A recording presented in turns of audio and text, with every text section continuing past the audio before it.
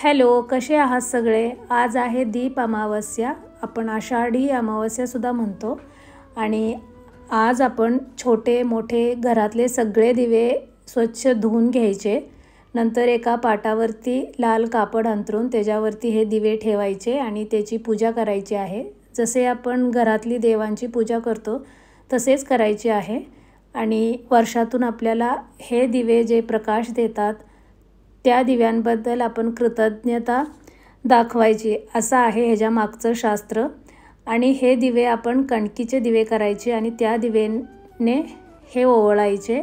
आणि तुम्ही 9, 7 असे कितीही दिवे घेऊन ओवाळायचे आणि त्याच्यासोबत एक दिवा पितरांसाठी करायचा आणि तो एक दिवा दक्षिण दिशेला ठेवायचा. आणि नंतर घरातल्या लेकरांना आपण ओवाळायचं, त्यांचं उदंड आयुष्य आणि निरोगी राहण्यासाठी त्याच कणकीच्या दिव्याने त्यांना ओवाळायचं. थँक्यू.